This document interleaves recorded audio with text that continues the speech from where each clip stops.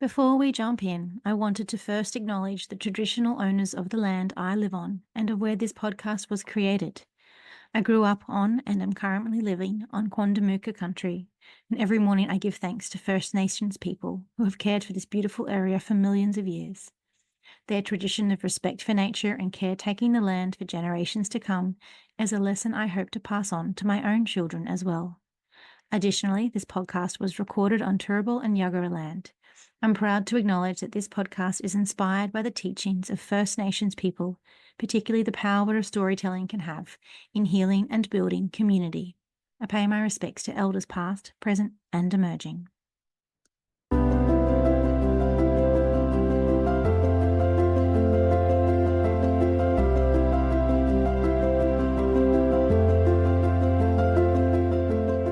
Hello and welcome to the Well Business Podcast. And sitting virtually with me right now is Julia Keady from Benefolk. Hi, Julia. Thank you so much for being here. Oh, hi, Amy. It's such a privilege to be here. Thank you for inviting me onto your podcast. Privilege is all mine. I became a Benefolk member earlier in the year, and it was really exciting when I first started my business several years ago.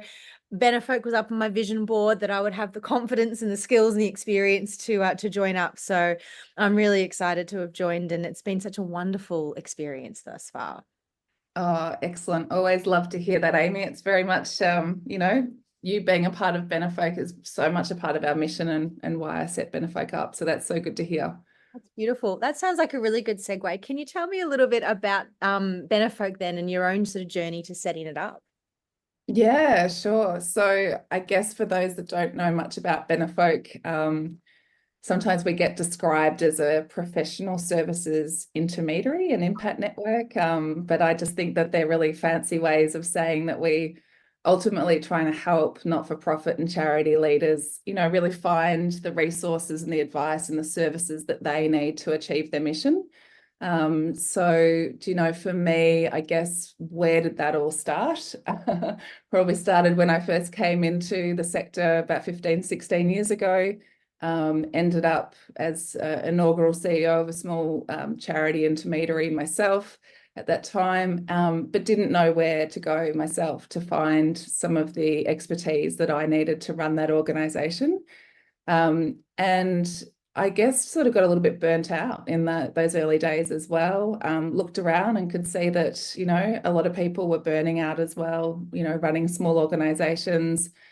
Had made some pretty big assumptions. I realised that this was actually a sector that had a wellbeing first approach, but soon discovered that it didn't. So I guess a big part of the purpose and the mission of Benefolk in terms of everything that we do does come back to that wellbeing focus in many tangible and sort of intangible ways across the organisation.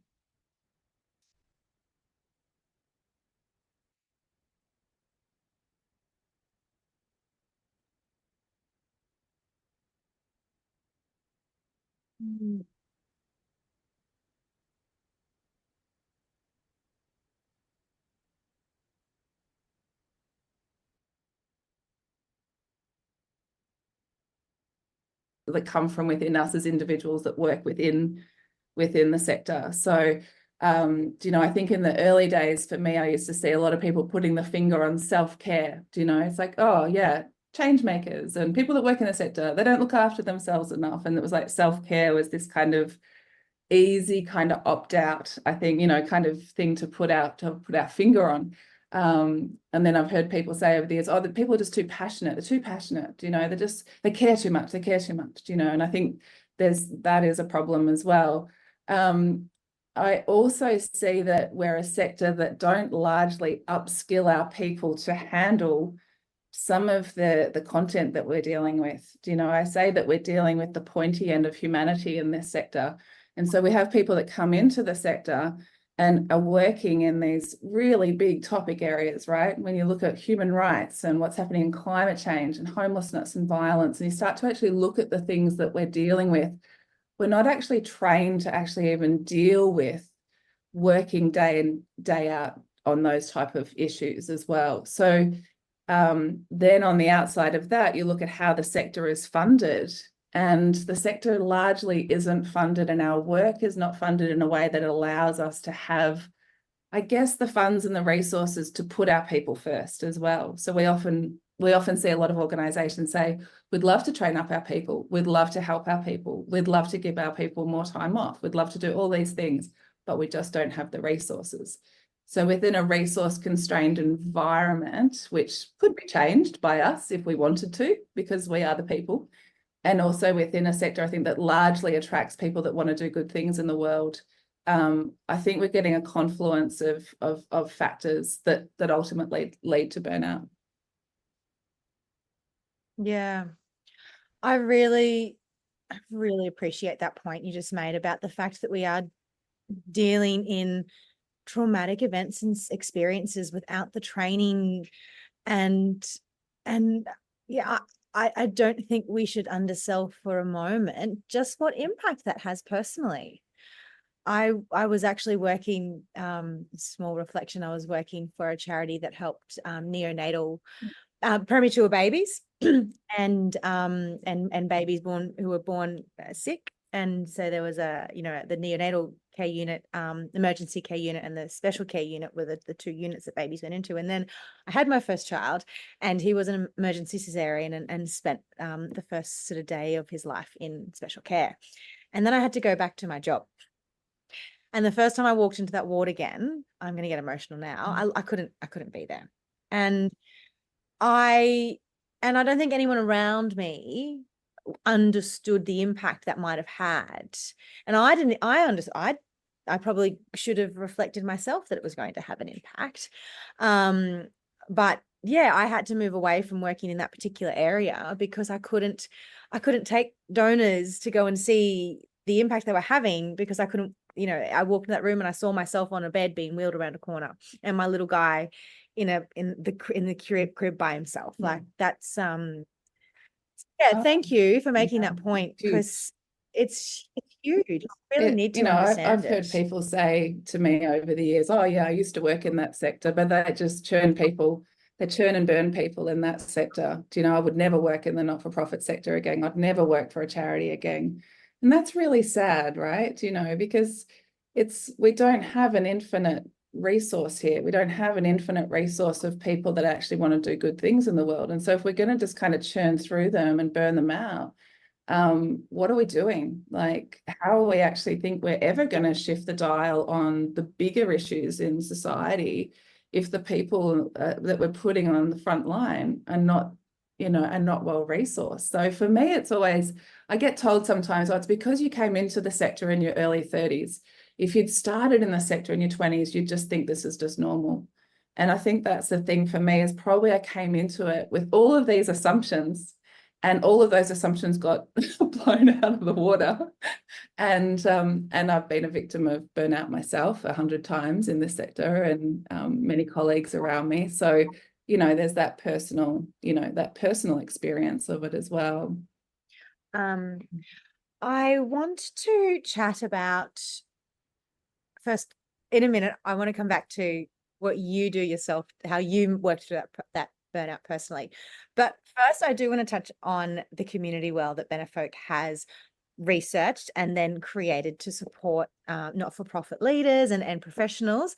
Can you tell me a little bit about that project? Because you're actually trying to fix the problems that we're discussing here. Yeah, absolutely. Thanks, Amy. Yeah, I'd kind of decided that if I was going to start something in the sector, that it had to really stand for something, and fly the flag for well-being, but also tangibly address some of this. So we didn't really know how we would do that. In 2020, in March 2020, when we realized we were in a pandemic, I thought we were going down. I thought our organization's only 18 months old. We'll probably not be here by the end of 2020. So I said, if we're going down in flames, and we will leave behind the evidence to validate the elephant in the room if there's nothing else I do in this year. So there was that. And then we said also all of our business members that were part of X Factor, when we were called X Factor, no one would lose their business in 2020. They were the two things we focused on for the whole year. So we were able to do a piece of research that was funded. We had 25 outreach partners. We got 340 organisations involved in it. And what we were able to get was the first set of what we call the first set of wellbeing indicators about our sector. So really understanding, using a international burnout framework, what's going on? Like, let's get some data here. That data has gone on to be used in a number of initiatives, including Pay What It Takes. And, it's been great for the sector to have that data. But what we found was some really alarming statistics. So 45% of people saying they were stressed, anxious, overwhelmed, often or always. And that's really important, the often or always part, right? So, okay, nearly half of the sector are saying they're really stressed out most parts of the week or month. We should have our eye on that. 34% of leaders said that they didn't know where to go for resources for their own mental health and that of their team. 34%, huge number. And 80% said this is not a pandemic issue. We are like this because of the ways that we've been forced to work over the last 30, 40 years. And the voices within that research study were really overwhelming. We had this kind of one quote which said, "We can't go back."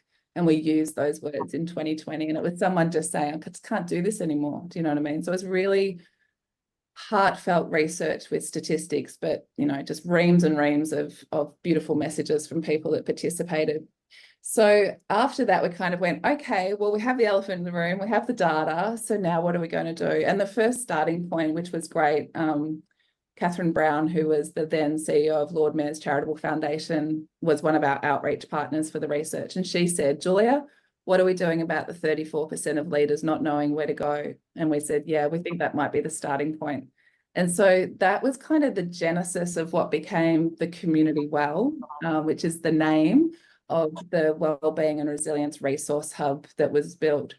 What we wanted to do was say, how could we actually create a destination of resources, but not reinvent the wheel, knowing that there's already great resources that exist, but that we could also make sure that they were fit for purpose for the not-for-profit and charity sector, and that we could potentially address some of the gaps that existed to actually kind of, streamline this. So there's 100 resources at the moment in the first stage of the Community Well. About 85% of those are curated and aggregated from leading mental health institutions in Australia, checked by a panel that we put together to actually see that they were fit for purpose. And then we kind of organised them using an international framework of a 6-pillar framework. So it's really easy for organisation leaders to come into the Community Well and say, I just want to jump into this part. I want to jump into prevent. How can I do more in my organisation at the moment to prevent psychological injury, to prevent psychosocial hazards, whatever it might be? Or there's a crisis in our organisation at the moment. I'll just jump into crisis. And so you can jump into these little toolboxes, which are really elegantly designed. Our team that put it together, I'm so proud of them. It is quite amazing. So that was launched a year ago. The Charities Minister, Andrew Lee, launched that for us last year. And we've had 7,000 users in the Community Well in the last 12 months. So, we're really on a big mission at the moment to make sure that every single not-for-profit community organisation and charity in Australia knows about it, because it is free and it's really changing lives. Yeah, that's incredible. It's so important. I'd love to chat about, as a leader in your organization though. So you've got the statistics, you've got the information, you've got a team under you that would work very hard because they believe so strongly in your mission. How, as a leader, are you ensuring that they are not burning out as well? What are some of the cultures within the Benefolk company itself that ensure that your own team isn't falling victim to the same issues that the industry is? Yeah, no, well, it's interesting you say that. There's not a week that doesn't go by where I'm not saying to our team, hey, come on, we can't talk about well-being and promote well-being without doing it. So, I'm probably not aware of all of the things that we do, because some of the things that we do are just, from the outset, I was like, I wanted to be a well-being first organisation, wanted to create a work environment that people felt they had the flexibility and the support to be them. So I think that's the first thing, is that people, I think, that work within our HQ team feel that, you know, they can turn up and be their best selves or not. And I think that's really important. So if you're not feeling great, first of all, don't be at work. Yeah. I don't need a doctor's certificate. I don't need to know, because I know the next day when you come back in and you do feel good, you'll probably work twice as hard because you feel good. So I think it's around creating really human workplaces where we can just have this sort of conversation.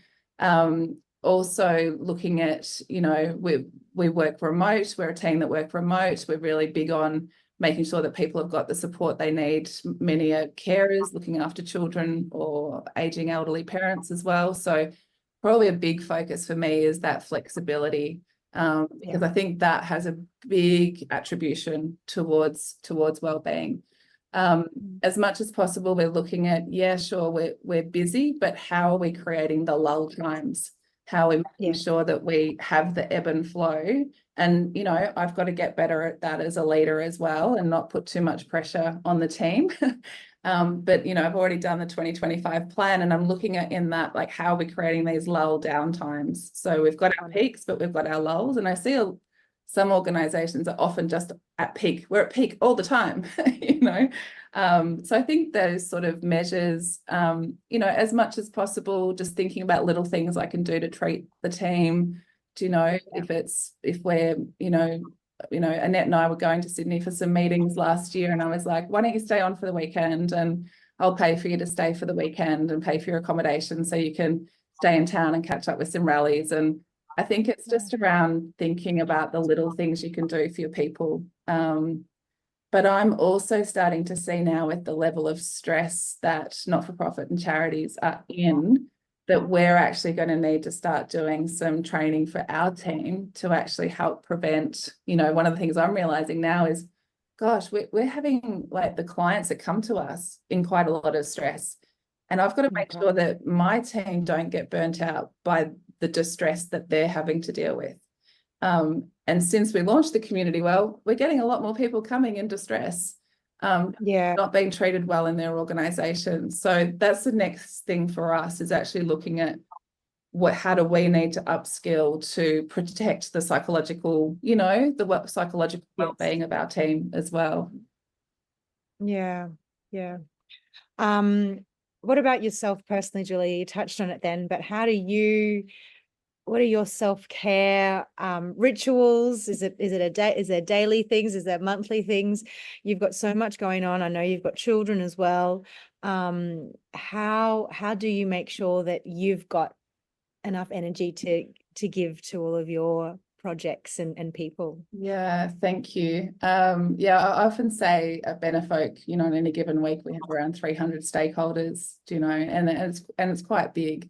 And I have had to learn the hard way. It's kind of funny being like, you know, people often laugh at me saying, like, you're like the pin-up girl for well-being in the sector, but you're terrible at it yourself. So I think it's a little bit sometimes like mechanics never look after their cars and plumbers have leaky pipes. And I think I'm a little bit guilty of that at times. But I think for me personally, I think I've had a big growth in myself the last 12, 18 months of just getting really real with myself as well.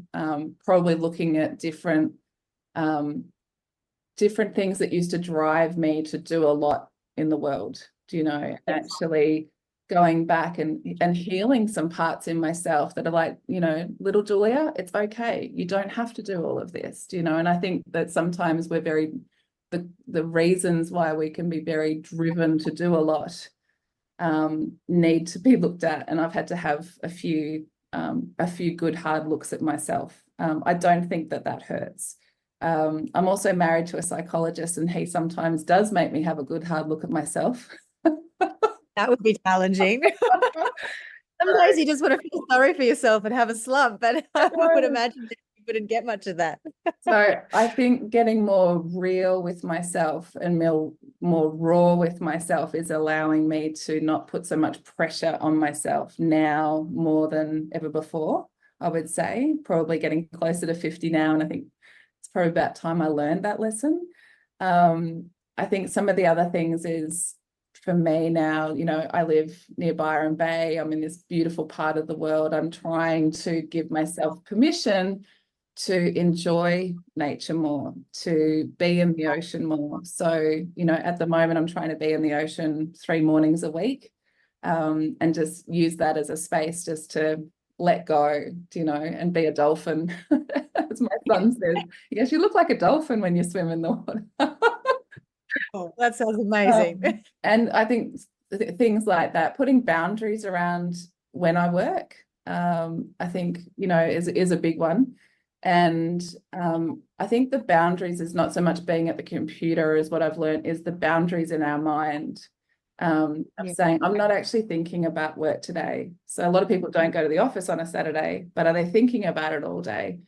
So that's a big one for me the last 2 years, is like that mindfulness side of things around saying, okay, no, I'm not even thinking about work from here to here, and setting really clear boundaries. So I think some of those things are really helping. My team say I'm calmer this year, so I think some of those things might be contributing to some of that calm. But yeah, that's probably the ones that come to mind. Yeah, there's some great tips in there. Thank you.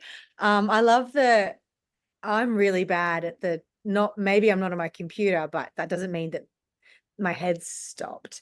Yeah. So, in fact, I just don't think it ever does. So that's a really great tip about, being present where we are is where we want our mind and body to be, isn't it? Yeah, absolutely. Absolutely. And learning about having a busy brain. We don't talk about ADD or ADHD in our family. But we know that we're all somewhere on that spectrum. And having a psychologist in the family, kind of, he validates that. But it's less about that sort of as a diagnosis, but more about having what I call a busy brain, and a hyper-connected brain that can move very quickly and do things fast. We don't talk about it in our family because we don't see it as a deficit. So when we say to our son, take the time to be able to slow down busy brain, and then use busy brain and fast brain when you need to. And it's around, I think, getting that sort of control over our brain and remembering that it doesn't run us, we run it. So I think for me personally, learning that about myself, and I didn't learn about ADD until I had children.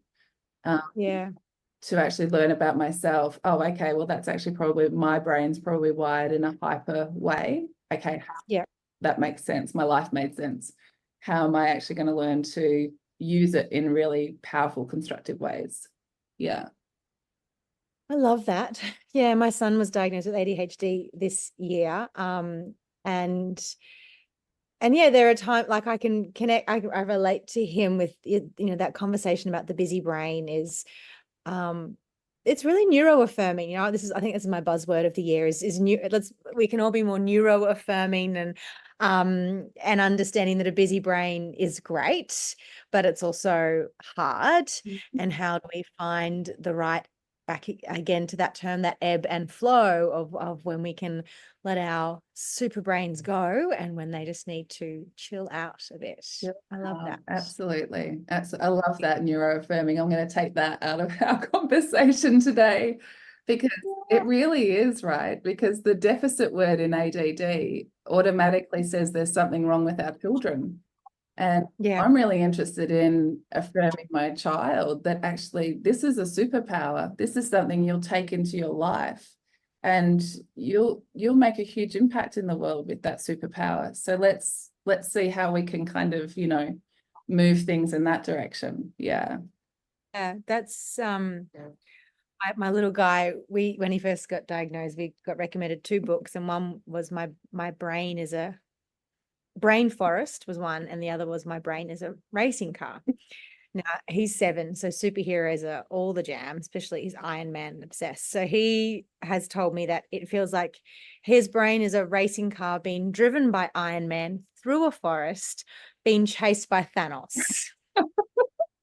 Perfect explanation, right? I mean, at 48, that's how it feels for me. And we've started his medication journey, and we checked in, what's going on with the medication. He said it feels like when I take the medicine, Thanos isn't there, so Iron Man can get stuff done. Yeah. And I just like, that was just amazing for me. So Right. Totally. yeah, I love how he's still himself, and his brain is still still a very busy brain, and he's got a lot of, he wants to figure out the whole world. But there are times that we can lean on something to support him when it's not the right time for a busy brain, and it is the time to focus and concentrate. Definitely. So, Definitely. yeah, And I think especially as well for people that are entrepreneurially inclined, the stats are really high in terms of people that start their own business or become founders of, organizations, whatever it might be. The stats are really high that usually they will somewhere be on that type of, spectrum. And so it's okay, how do we actually create more of a dialogue about that among entrepreneurs, among people that are leading and leaders as well, and just normalize some of the tendencies that come through that, but also then, just I think it's just our generation being able to talk, we're able to talk more about this and just make it okay. Yeah. And I think my busy brain has caused me to have a career. I was just reflecting on this for another podcast. I think I'm going to do a podcast telling my own story about how my career journey hasn't been like linear. It hasn't been a straight line. I didn't finish uni and then get a job and stay in, whilst I've remained in a similar sort of doing similar things, the output, the goal, the company has changed quite a bit. And I don't think I've ever sort of just settled into one thing. And I carried a lot of shame for a really long time about that. I thought I wasn't good enough. Because I couldn't just get a job in a multinational company and just stay there and be happy. What's wrong with them? I know.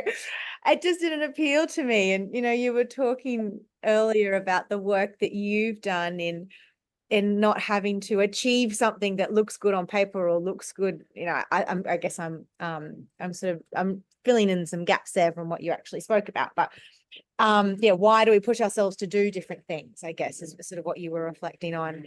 I guess I was just I think I'm just reflecting here on the letting go of other people's expectations and even our own expectations to actually free us up to achieve great things, achieve what we want, great things for us in our life. Oh, 100%. Yeah, 100%. That whole letting go of the expectations that we put on ourselves and just tracing it back. It's kind of like, well, where's that thought I have about myself? Like, where does that actually trace back to? And, if you look at childhood trauma and attachment, understanding how attachment works, most of us as young people set up our beliefs about ourselves and our beliefs about the world and then our relationship to the world a very, very long time ago. And often those beliefs have never been challenged. So here we are, grown up Julia, I have big Julia and little Julia. And every now and again, I just have to kind of go, oh no, that's a little Julia belief, because she made these assumptions about the world. And kids are very black and white, as we know, right? So our assumptions about ourselves and the world that we made when we were 3, 4, 5 years old, they're very black and white, and they're quite harsh. They're quite harsh as well.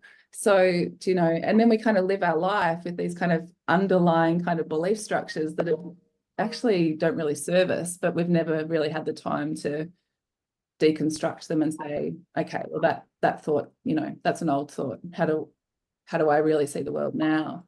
And I think that's probably the kindness to myself I find is come through over the last 12 months that I really like, because with that, you can let that go and then say, oh, well, actually, if that doesn't serve me and I don't want that, well, who do I want to be? Or how do I see myself?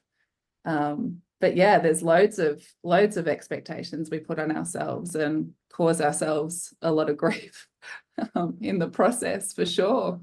Yeah, for sure. Yes. I want to skip back to the business of Benefolk for a minute. I know we've just really all the big stuff now, Yeah, and I love it. I know. We're like a whole nother theme area. Yeah, I know. Yeah, I know. Sorry, we tend to do this, but anyway, that's all right.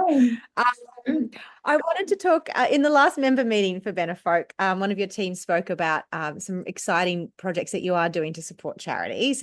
And Benefolk has just launched the Expert Bar, which I was really excited about because I deal with a lot of small charities in my particular consulting business, and they get overlooked and they get confused, and I think sometimes they feel there isn't a place for them, or the information is hard to find.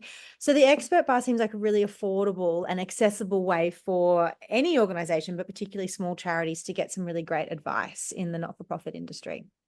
Yeah, thanks, Amy. We're really proud to launch Expert Bar, and when we launched it last month in Melbourne, my reflection was this was actually one of the first things I ever wanted to do with Benefolk, but you can't build something like that without building everything else first. So, you've got to have all the great expertise, you've got to have the infrastructure, you've got to have the trust in the sector. And so, for us, it's just so exciting to finally be able to launch it. So, yeah, listen, for those that are listening, what's Expert Bar? The way we describe it is like a telehealth for the social sector. So it's so normal now for people to jump online and speak to their doctor, or speak to a podiatrist online or a naturopath online. And so we really sort of see it in that similar way.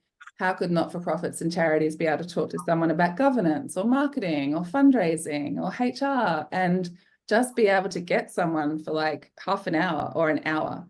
And it comes from my first role in the sector 15 years ago. I just wish something like that existed, because I had to know so much running a small organization, and I had a huge board who were such impressive women, and I always felt really, kind of imposter syndrome in a big way, like running that small organization with this amazing board. And so I always felt like I had to have the answers, and I didn't. And so I just kind of wish I had this little Expert Bar in my pocket, like I could just go to my phone and go, right, I've got a question, and jump on and find the right person and just pick their brains for half an hour. So that was the genesis of my own experience. And now the way that we're seeing it being utilized is really quite amazing. The other part about Expert Bar is that I wanted to create a solution for grant makers as well, right? We've got so many grant makers, 3,000 grants programs in Australia, so many funders that are now also saying to themselves, how can I get more meaningful support out to the charities and causes that I care about? How could I? And so what we've enabled with Expert Bar by having it running through our charity is that a grant maker could also put a grant into Benefolk Foundation for time on Expert Bar for the charities and causes they care about. So it's got this sort of like double benefit, triple benefit, because it's a great benefit for our amazing experts on there as well. But yeah, so check it out. It's very, very cool. A great way just to be able to find good people like you, Amy, like just be able to get some advice in real time, when people need it. Yeah, it's awesome. I was so excited to see it launch, because I was like, yes, this is exactly what the industry needs, is if they don't quite know what they need. And sometimes you go down a track with a consultant or with an agency, and it's not quite what you needed. But if you've just been able to have that time and that advice and that sort of first sort of bit of information, you can figure out exactly, the next step for you and your organization, and then go further. So I'm excited. I'm really excited to see how it goes. I love, I'm going to backtrack here. You've just mentioned the timing of Expert Bar, and that really resonated with me as an entrepreneurial minded person. I can come up with a dozen business ideas in a day. And I'm always so excited to jump into them. And I think my 2025 life lesson is going to be all about timing and knowing that you can't do everything, and really, as you said, you need to build the trust and the community and the framework. And an idea might be excellent, but if you don't have all of those other things in line, it's not going to be successful, no matter how great it is. Yeah, absolutely. Yeah, timing is everything, right? And again, I think we put so much pressure on ourselves that some things have to happen within certain time ideas. You know, our idea of time, I think, sometimes is the part that causes us the most grief. But I remember someone saying once, you know, don't focus on what you can do in a year, focus on what you can do in 10 years. And being able to take that sort of 10-year horizon and say, all right, well, if I'm going to do some good things that are aligned with my soul, that maybe help other people, and I take this 10-year view, well, we could probably get a couple of cool things going. And some things won't work, and that's okay. I mean, plenty of things that haven't worked for us that we've just left behind. Take the things forward that, you know, light up your soul and help other people. You'll do amazing, a lot of things in 10 years, that's for sure. I love that. That's a great advice, because my next question was going to be, how did you find the patience to put something aside that you knew was great and you knew was going to be such a great tool for people, but you knew you needed to put it to the side for the time being? Was that a proactive thought for you?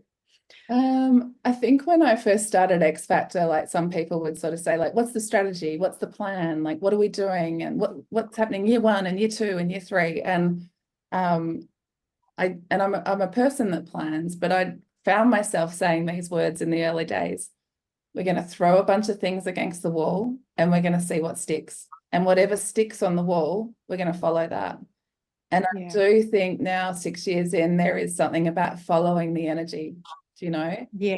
And following the trade winds, and a little bit letting the trade winds blow you, which is what my nana used to always say to me, darling, the trade winds will never fail you. And it is a bit around following the energy of that. And usually if we follow the energy, then we stay really heart aligned as well, because it's easy for our heads to take over. But being heart aligned, following the energy, and things happen around that. Do you know what I mean? Like, we haven't been able to do anything that we have done without amazing partners. Do you know? Yeah. Amazing partners. And I think the collaborative framework of Benefolk and the partnership framework of Benefolk, it allows us to do great things. I can have the crazy idea, and I often just say that I'm the crazy founder with all the crazy ideas, but galvanizing a community of partners that actually see the end game as well and want to be part of the solution of that as well. Do you know? So allowing the space for those partners to come in and build that, which is what we do. Beautiful. I love that. Julia, I think we're almost out of time, so I'm going to wrap us up and just say thank you. I think this has been such a wonderful, I feel like I've been mentored for this last half an hour or so. There's so much that you've said that I've taken as gold, really, in my own journey, and I hope that it's and I'm sure that the advice you've given and the information you've given is going to be really just as well received to people listening. So thank you. I really value it. I love what Benefolk's doing. I think the expert bar is so cool. So I can't wait to see that grow. Thank you. Thanks for your time. I really appreciate it. It's just been a joy being here, Amy. Do you know, talking about all these, it just talking naturally with you about things that I care about. So likewise, it's been really lovely. Thank you for sharing your parts of your story and life with me as well today. And I'm taking the neuro-affirming words with me into our dinner conversation tonight. Yeah, no, I've got lots of takeaways, but to end on that whole idea of follow the energy, that might be my on my vision board for 2025. Let's throw some things at the wall and follow where the energy is. I love that. That's it. All right, you take care. Thanks, Julia.